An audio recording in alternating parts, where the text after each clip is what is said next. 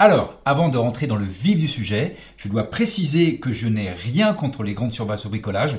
Je suis moi-même un client régulier et grande surface ne rime pas forcément avec mauvaise qualité. Voilà, cette vidéo a simplement pour objectif de vous informer et de vous aider à faire un choix éclairé.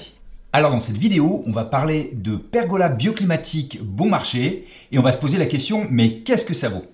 Voilà, donc moi je suis consommateur et ça m'arrive très régulièrement d'aller en grande surface de bricolage et au printemps, ça rate pas, ça loupe pas. Devant les caisses, on a une flanquée de pergola bioclimatique tout aluminium avec des tarifs absolument imbattables. Donc tout aluminium, tout équipé. Et on peut se poser la question, mais qu'est-ce que ça vaut? Mais c'est de la merde! Hop hop hop Jean-Pierre, on va essayer d'être un petit peu plus nuancé et on va regarder ça d'un point de vue technique. Alors comment évaluer ces pergolas bioclimatiques? Comment voir si on a affaire à de la qualité ou pas? Voilà, alors avant de rentrer dans le vif du sujet, il faut que je sois tout à fait transparent sur ma démarche. Donc moi je suis Bruno Caillard et je suis le créateur des produits Sundy. Sundy c'est un concept, c'est un kit qui permet de réaliser soi-même une pergola bioclimatique, des volets brise-vent, des volets brise-vue. Donc ça permet d'orienter des lames. Voilà, donc vous avez compris, moi je vais prêcher pour ma paroisse, mais je vais quand même essayer d'être le plus objectif possible. Donc pour évaluer la qualité d'une pergola bioclimatique, il y a deux points principaux à voir. Il y a la qualité des lames et la qualité des mécanismes. Alors, en ce qui concerne les lames, si vous êtes intéressé par un modèle de pergola bioclimatique, regardez bien le profil de ces lames. La plupart du temps, dans les modèles bon marché, vous avez affaire à des lames qui vont être faites à partir de tôles, des tôles qui vont être embouties, qui vont être formées et qui ne possèdent qu'une seule paroi. Voilà. Donc, généralement, ce sont des tôles qui sont assez fines, qui font moins d'1 millimètre d'épaisseur. En fait, elles ne font que quelques dixièmes d'épaisseur. Voilà. Le problème de ces lames monoparois, c'est qu'elles transmettent plus facilement la chaleur du soleil. Puisqu'en fait, en été, le dessus de la lame va chauffer. L'aluminium, c'est un matériau qui monte en température très fortement, d'autant plus que la plupart du temps, ces pergolas, elles sont de couleur foncée. Le fameux gris anthracite, le RAL 7016, qui est très à la mode. Donc la montée en température est très très forte. Et donc, comme on n'a qu'une seule paroi, et en plus que cette paroi est très fine, en fait, la température, on a une température très chaude en dessous de la lame, et donc vous allez avoir une pergola bioclimatique qui va rayonner. Donc même si vous aurez la sensation d'être à l'ombre, vous aurez quand même un rayonnement, et ça va être pas désagréable. Donc, si possible, il faut essayer de choisir une pergola bioclimatique avec des lames double paroi. Donc, je vous montre un exemple. Alors, moi, je vais vous montrer l'exemple de Sundy, le produit que j'ai conçu. Donc là, vous avez affaire à une... Alors, donc, c'est un échantillon. Voilà. Donc, vous avez ici deux parois. Vous voyez bien, paroi supérieure, paroi inférieure ici. Et au centre, à l'intérieur, vous avez donc une lame d'air. Une lame d'air qui va agir comme un isolant. Voilà, et puis vous pourrez constater, donc là on a une épaisseur qui fait 1,5 mm, donc c'est très très très costaud, c'est indéformable. Donc c'est une lame qui a été testée jusqu'à 240 km/h plein face, voilà. Et donc en soufflerie, et donc quand on a arrêté la soufflerie, les lames sont retournées à leur position initiale, elles ne se sont pas déformées.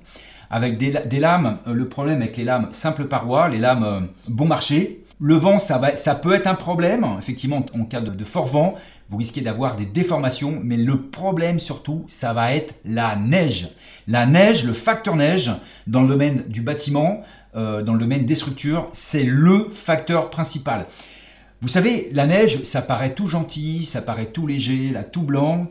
Et en fait, c'est très très lourd la neige, surtout quand elle se charge d'eau, d'humidité. Alors, je sais que certains d'entre vous vont me dire, oui, mais moi, j'habite Marseille, j'habite Montpellier, il neige jamais. Ça, vous dites ça parce que soit vous venez d'arriver sur Marseille depuis récemment, depuis quelques années, soit vous avez la mémoire courte. Il se trouve que dans les régions du sud-est en particulier, c'est là qu'on trouve les records d'enneigement, c'est-à-dire les records de flux, les records de tombée de neige en 24 heures. Voilà. Donc, méfiez-vous de ça. Donc, alors, vous allez me dire, oui, mais s'il neige, je vais ouvrir les lames et la neige va passer à travers. Alors, oui, s'il neige pas beaucoup, mais s'il se met à neiger très très fort, Ou imaginez que vous partiez en week-end ou vous êtes au travail, la neige va s'accumuler de toute manière. Donc là, vos lames simples parois, comment dire, je ne pense pas qu'elles vont tenir le choc. Ça, c'est quasiment certain. Et quand vous allez rentrer du travail ou quand vous allez rentrer de week-end, vous risquez d'avoir une mauvaise surprise. Alors, le deuxième point à voir, ce sont les mécanismes, c'est-à-dire les extrémités, les éléments qui portent les lames aux deux extrémités. Donc, puisqu'en fait, ces lames, il va falloir les orienter, comme ça. Donc, vous avez un mécanisme avec un système de pivotement. Alors, en ce qui concerne les pergolas bioclimatiques bon marché, elles sont quasi toujours composées de pièces en plastique. Et le plastique à l'extérieur, ça ne tient pas. Ça ne tient pas plus que 3, 4, 5 ans. 5 ans, ça serait déjà exceptionnel. Donc ça, c'est le jeu des ultraviolets, du gel aussi, de la chaleur. Et donc, il ne faut pas croire les chimistes qui vous font croire qu'ils mettent, je ne sais pas quoi, des produits pour que ça tienne aux UV, etc. Ça n'existe pas. Le plastique en extérieur, ça ne tient pas. Moi, je me souviens, dans les années 80-90, on a commencé à avoir du mobilier d'extérieur en PVC. Et donc, je me souviens, mes parents, ils en ont acheté. Et je revois mon père dire aux commerçants, mais le plastique en extérieur, mais ça ne tient pas, ça va casser, ça va se déliter. Et je me souviens très bien le vendeur lui dire, mais vous inquiétez pas, monsieur, on a mis des produits anti-UV dedans. Le mobilier, il n'a pas tenu plus de 2 ou 3 ans. Je ne me souviens plus exactement.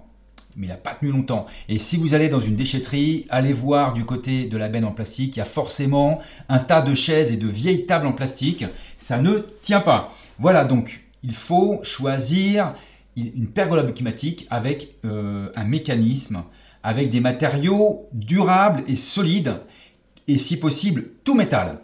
J'ai vu aussi, ça m'est arrivé de démonter une pergola bioclimatique un peu plus haut de gamme. Et à certains endroits, il y avait des petites pièces en nylon, notamment au niveau des pivots. Donc le nylon, ça faisait une sorte de petite rondelle qui permettait de faciliter la rotation. Alors ces pièces-là, elles étaient un petit peu à l'abri des UV, mais à mon avis, au bout de 3-4 ans, avec le jeu du gel, de la chaleur, etc., ces bagues en nylon, elles vont pas tenir. Voilà. Et donc le problème, c'est que votre pergola bioclimatique de grande surface, quand vous allez dans 2, 3, 4 ans, quand vous allez avoir des petites pièces qui vont commencer à casser, vous allez aller voir le service après-vente et puis on va vous dire, mais mon bon monsieur, mais on n'a pas de pièces détachées, ce produit ne se fait plus. Voilà, donc votre pergola bioclimatique, eh ben, déjà, elle est bonne à mettre à la poubelle. Alors moi, je vais prêcher pour ma paroisse. Donc voici le mécanisme Sundy. Donc là, on a la version 20 mm. Donc là, on a affaire à un mécanisme qui est tout aluminium. Il n'y a aucune pièce en plastique, y compris les pivots ici, c'est un alliage d'aluminium. Ça ne peut pas rouiller, ça ne peut pas casser, ça tient des décennies et des décennies et des décennies. Donc là, vous avez la version 20 mm ici, voilà, la version standard, couleur blanche. Et ici, la version du Sundy XL, voilà, en version 27 mm, qui est plus dessinée pour des lames en bois de 27 mm. Et là, c'est increvable, increvable. Voilà, maintenant vous êtes prévenus, et si vous voulez vraiment acheter une pergola bioclimatique en grande surface, vous savez maintenant comment voir si c'est de la qualité ou pas. Donc pour avoir de la qualité, il faut des lames double paroi et il faut des mécanismes sans aucune pièce en plastique. Alors attention, hein, je n'ai pas dit que vous ne trouverez que en grande surface de bricolage. Je vous ai juste indiqué quels sont les 2 points à vérifier afin de faire un choix éclairé.